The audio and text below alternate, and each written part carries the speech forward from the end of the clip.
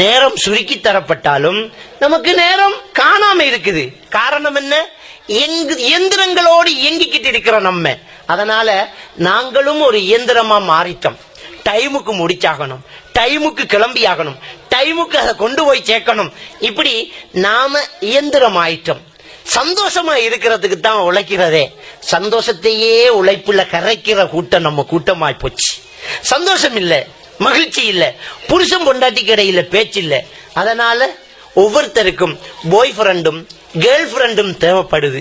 நீ பேசாட்டி எனக்கு என்ன, எனக்கு ஒரு பாய் ஃப்ரெண்ட் இருக்கிறான் என்கிற நிலைமை இன்னைக்கு எல்லா இடங்களையும் வந்தாச்சு.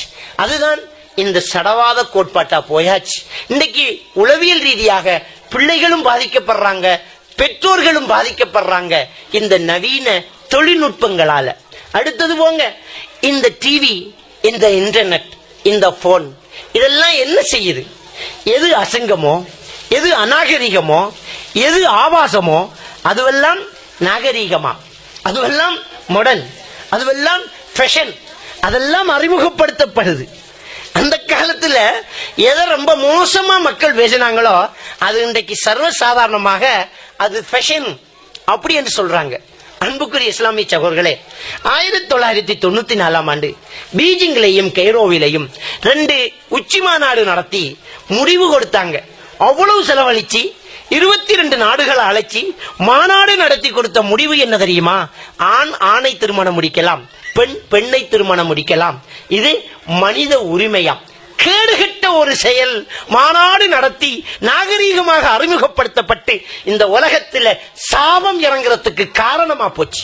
உலகத்திலேயே முதல் டேனுக்கா என்ற ஒரு பெண்மணி நாயை கல்யாணம் முடிச்சிட்டு அது பெருமையா பத்திரிகை கொடுக்கிறா. அத எல்லா நாடுகளையும் இருக்கிறவங்க புது நாகரிகம் அப்படி என்று மெச்சி புகழ்றாங்க. 2013 ஆண்டு பிரான்ஸ்ல ஒரு பாலத்தை ஒரு பொம்பளை கல்யாணம் முடிக்கிறா. பழம்பெரும் பாலமாம் அது. அந்த பாலத்தை ரொம்ப நாளா நேசிச்சாலாம். பாலத்தை கல்யாணம் முடிக்கிறதெல்லாம் ஒரு பெரிய நாகரிகமாக இந்த சமூகத்துக்கு தெரியுது என்றால் எவ்வளவு பெரிய ஒரு பின்தங்கிய ஒரு நிலைய நாகரீகம் என்று இந்த உலகத்துக்கு காட்டிக்கிட்டு இருக்கிறாங்க இந்த கருவிகளால. சுருக்கமா சொன்னா, டிவி காட்டி கொடுக்குது, போனு கூட்டி கொடுக்குது. நாகரீகம் என்ற பேர்ல அனாச்சாரம் நடந்துகிட்டு இருக்குது. விபச்சாரம் ஒரு கலாச்சாரமா போச்சு. இன்னைக்கு விபச்சாரம் அதிகமா நடக்கிறது எதுக்கு பிறகு? எல்லார கையிலையும் ஈஸியாக போன் வந்ததுக்கு பிறகு இந்த விபச்சாரம் உலகத்திலேயே அதிகமா நடந்துகிட்டு இருக்கிறத நாங்க காணலாம். அத சிம்பிள்ங்கிறான், அத ஒரு மனித உரிமை என்கிறான். இதுக்கு உளவியலையும் ஒரு காரணமா வைக்கிறான். எப்படி? உளவியல் மேதை சிக்மண்ட் ஃப்ராய்டு, உளவியல் தத்துவ விஞ்ஞானி சிக்மண்ட் ஃப்ராய்டு, அவருடைய பாட தியரியில ஒன்றுதான் எதிர்ப்பால் கவர்ச்சி கோட்பாடு. ஒரு நாகரீகம் இல்லாம அவன் மூலகிட்டு போய் சொன்ன விஷயம். சிக்மண்ட் ஃப்ராய்டு உளவியல் கருத்து சொன்னதுக்காக அவன் உளறி கொட்டியதெல்லாம் உளவியல் ஆகாது. அவன் உளறி கொட்டியதாகவே உதைத்து தள்ளக்கூடிய ஒரு விடயம்தான் எதிர்ப்பால் கவர்ச்சி கோட்பாடு. எதிர்ப்பால் கவர்ச்சி கோட்பாடுல என்ன சொல்றான் தெரியுமா? ஒரு தந்தையிடம் மகளுக்கு ஏற்படக்கூடிய காம உணர்வும் மனித உரிமையாம். ஒரு மகனுக்கு தாய் மீது ஏற்படக்கூடிய காம உணர்வும் மனித உரிமை. அது தடுக்கப்பட்டால் ஸ்ட்ரெஸ் வருமாம். இது சிக்மண்ட் ஃப்ராய்டினுடைய உளறல். அதை உளவியல் என்று திட்டம் தீட்டி சதிவலை போட்டு பாடத்திட்டத்துக்குள்ள கொண்டு போய் இன்றைக்கும் ஜெனரல் நாலேஜில் ஒரு கேள்வி, எதிர்ப்பால் கவர்ச்சி கோட்பாட்டின் தந்தையார் என்ற ஒரு கேள்வி. இந்த அளவுக்கு சதிவலை செய்யப்படுது.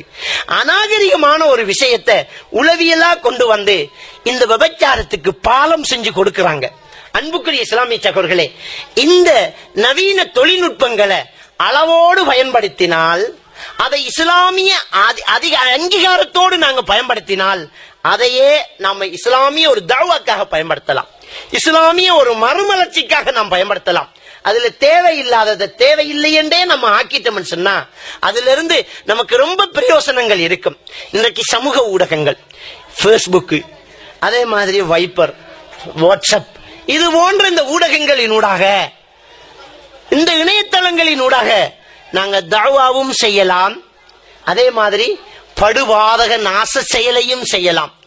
எதை எங்க பயன்படுத்தணும் அப்படிங்கறத நம்முடைய இஸ்லாமிய உணர்வுகள் நமக்கு சொல்லித் தரணும். அதுக்கு இஸ்லாத்தோடு நமக்கு தொடர்புகள் இருக்கணும். அந்த இஸ்லாமிய தொடர்புகளை நாங்க வலுப்படுத்தணும், அதை வளர்த்தெடுக்கணும். இது நம்ம கிட்ட இருக்குதா? நம்ம குழந்தைகளை எதுல நாங்க பயிற்றுவிக்கிறோம், நம்ம குழந்தைகளை எதுல நாங்க வளர்க்கிறோம் அப்படிங்கறத கொஞ்சம் சிந்திச்சு பாருங்க. நூலை போல செயல தாய போல பிள்ளை அப்படின்னு சொல்லுவாங்க. பழையவங்க சொல்லுவாங்க, மாடு போற வழியில தான் கயிறு போகும் என்று சொல்லுவாங்க.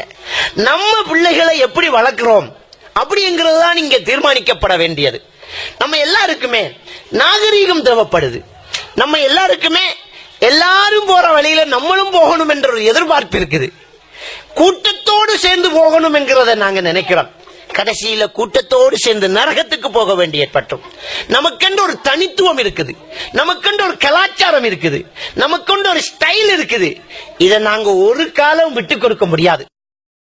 قد تنام حلمكم من مثلكم قد حاز من دنياه حفظا للكتاب بثوا مدامع فرحكم يا فخركم أنتم شعاع الشمس إن حل الغياب قد تنام حلمكم من مثلكم قد حاز من دنياه حفظا للكتاب بثوا مدامع فرحكم يا فخركم أنتم شعاع الشمس إن حل الغياب فلتخبروا من بعدكم من زاركم أن العطايا